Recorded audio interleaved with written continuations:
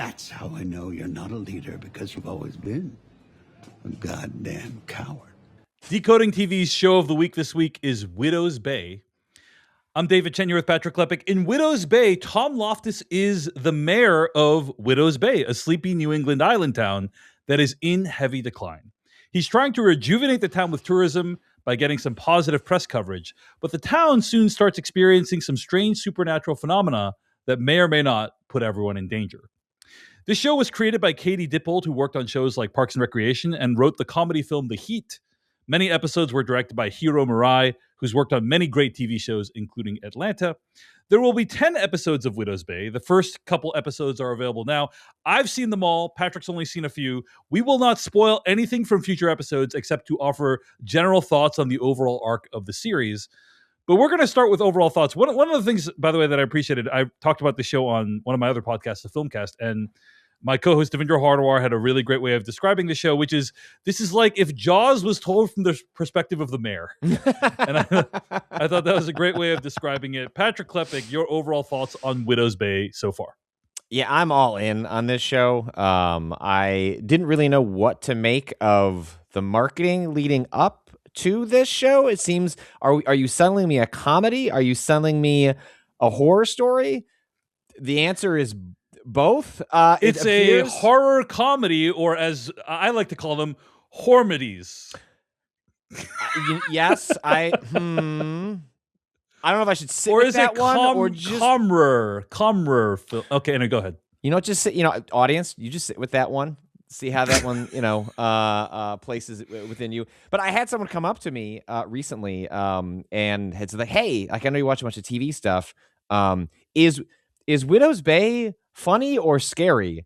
Because, like, we watched 2 trailers, and one was funny and the other was scary. And I'm like, that's a great question. The answer is both. But the answer is yes. The answer is yes. Yes, but I think it is more funny than scary if I'm like describing the ratio. I can't speak to how that changes over the course of the entire 10-episode run. You could sort of fill in the gaps there. But over the course of the 3 episodes that I have watched, it has a really good balance between them. But I would lean on the side of it being more comedic than scary. But when it chooses to be scary, it does not do so in a way that holds many punches. It's like, oh, no, we're going to be scary now.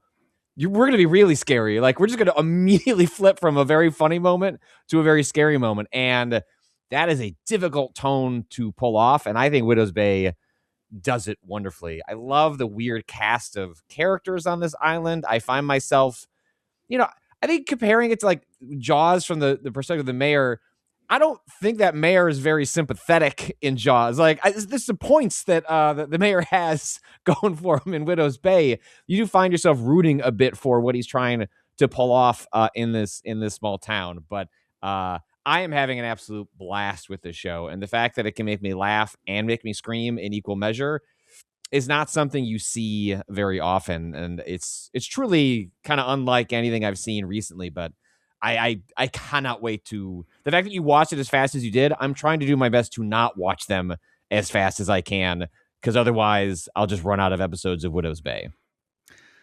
Widow's Bay is possibly my favorite TV show of 2026 so far. A lot of the stuff you said, I echo. It is a combination of horror and comedy, which is just very rare. Like, we don't see this very often.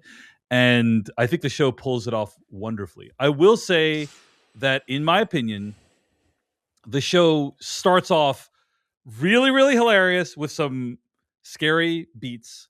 And then I think the ratio shifts in the other direction towards the end of the season. All right. That's just my perspective. Okay. But that's not a bad thing. I think the show is really amazing. It's like a show that has the plot of a Stephen King novel, right? And the one that comes to mind is Midnight Mask, is just because it's relatively recent. It also takes place on an island town, if I'm not mistaken, heavily inspired by Stephen King, right? Yes. But not based on Stephen King.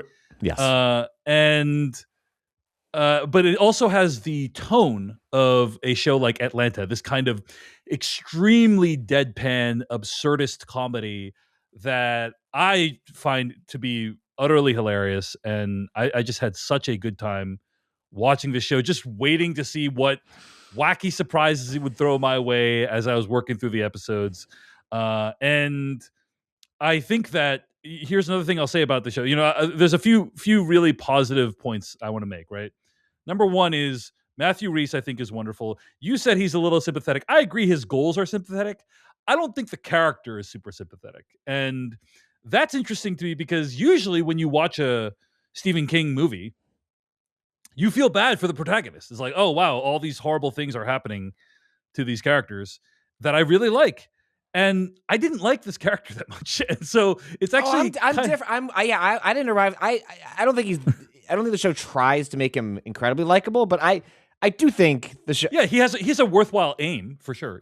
Yeah, right? I don't know. I was largely on his side over the episodes that I have watched in the show so far. I think the man has a difficult task in front of him in terms of managing this town, is what I will say. That's fair, but I guess he is contemptuous of the people around him.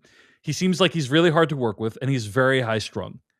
But so in my opinion, he's not super sympathetic, and therefore watching bad things happen to him is fun. That's me, and how you relate to the main character may impact your enjoyment of that. The other thing I will mention about the show that I really appreciated is the prop work. I think in the show is very strong. There's like a historical society and old buildings that have all these like unique props in them. And this is one of the first shows that I've really thought the props were really strong and helped to build this world in a really great way. So those are like a couple of things I want to shout out about the show. But yeah, Patrick Klepek, any other thoughts about Widow's Bay so far that you think are worth sharing here? I mean, I guess, in further praise of its balance in horror and comedy, part of what I think it does very deftly is because there's just enough comedy laced throughout that when you think that we're about to tone shift to horror, it sort of uses that against you because you can't really tell, is this going to end in a bit? Like, right. Is this actually we're using the motifs, the aesthetics, the vibe of horror, but actually there's a punchline at the end of it.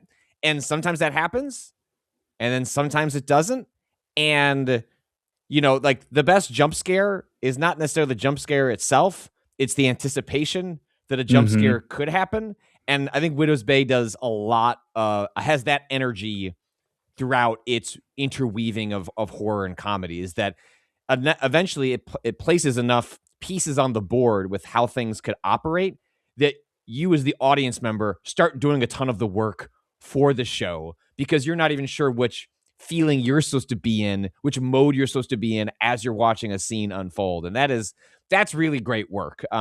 Because oftentimes horror is merely comedy is used in horror as a form of relief.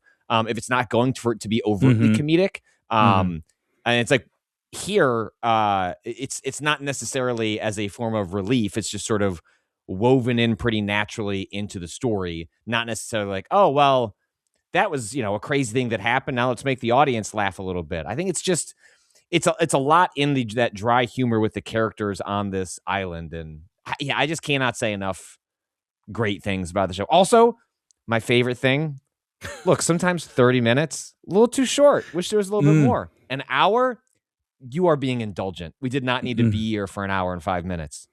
40 minutes might be like the ideal time for a show. Some episodes like 35 minutes. It leaves you wanting more. And that is something that is hard to achieve in the modern streaming era. So yes, I do appreciate it. It's beautiful. Yeah.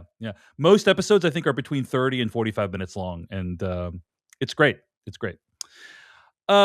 The other thing I wanted to mention, having seen the entire series, again, no spoilers, except for general vague understanding of the arc of the series, is there is just a wide variety. Like Atlanta, another show that I would compare this to, there is just a wide variety of scenarios that the show subjects you to. It's not like, oh, every episode is about Tom Loftus solving a different problem. It's like, you literally don't know what you're going to get in any given episode, right? Like this could be, we're facing off against this kind of monster. We're doing this kind of scenario. It's this one's a bottle episode with, like you don't know what you're going to get when you watch a show like this. And that makes it very exciting. It increases the anticipation of tuning in for the next one. And I do admire and appreciate a show that knows how to shift up switch up the mode on an extremely regular basis as this show does.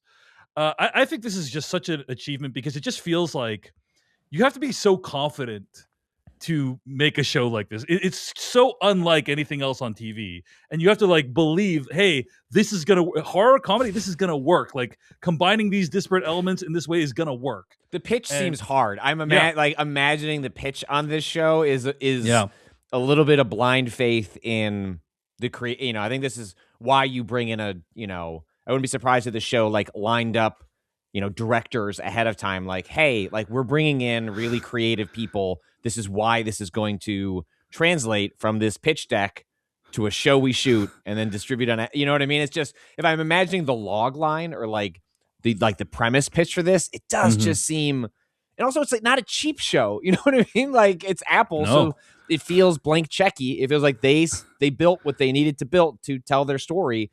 Now granted, it's in service of a smaller scale, but like the island feels, I don't know where they shot it. Like it feels 100% believable. I never feel like I'm watching green screens. You know what I mean? Like everything. Yeah. It's a real testament to the show that I always feel like I'm in a place. These people feel like they're in a place. And I know that a lot of that is trickery. And this show does a great job of like, they were in a real place and whatever trickery they're doing, I buy it completely because it allows me to just get fully immersed in the story that we're going through on a week-to-week basis. Apparently, according to Wikipedia, by the way, filming took place in New England in 2025 with filming locations in Ayer, Massachusetts, Worcester, Massachusetts, and then Essex and Gloucester in Massachusetts and Rockport, Massachusetts as well. So basically completely in Massachusetts. I actually have had a friend and colleague of mine work on the show who does like a lot of Massachusetts productions. And they said it was one of their greatest experiences working on a show ever. So that's awesome. Was happy to hear that. So anyway, Widow's Bay, Patrick, I think it's fair to say you're going to keep watching this one, right? You're gonna have to. No, Patrick finished the damn show. Patrick will probably finish this show because of his wife before you can finish the damn show. Because she's so into it. She's so into it as well. Yeah, so. She is sitting down and asking me, are we allowed to skip ahead or do you have to wait for David? And I'm like, no, we can keep watching. All right, so I think we'll probably do a bonus episode on this at some point. The finale of Widow's Bay will air in June 17th, 2026. I will say I did consider us covering this week to week, and I just don't think it quite makes sense. I don't think there's enough there to do like a full breakdown every single week, but I do think we should discuss it when it is over. That is actually another thing I wanted to mention was I hope that releasing this show week to week allows the show to like attract an audience over time, and that it's good for the marketing of the show because it's a great show and people should watch it. People should talk about it. That's awesome, and that is worthwhile if that's what happens. Having said that, this is a rare show where I feel like I don't know if it might have benefited from being released to binge mode because with the binge model, because it is such a addictive show. You really just want to like watch the next episode and get to the end. So, people can make of that what they will. What should we resist our urges and then spread out week to week? Maybe that's worthwhile. Having said all that, I watched the entire show in I think 2 to 3 sittings, and that felt like a really good pace for me to consume the show. So make of that what you will. All that said, if you are not watching it, be sure to check out Widow's Bay on Apple TV. It's Decoding TV's show of the week. Hey everyone, David Chen here. Thank you so much for watching that video from Decoding TV. If you want to get an audio version of the show, all you got to do is go to podcast.decodingtv.com. And if you want to support what we do, get ad-free episodes of the podcast and also bonus episodes of the podcast, go to decodingtv.com and become a paid member. Of course, you can also like and subscribe for more. We appreciate it. Thanks. See you later.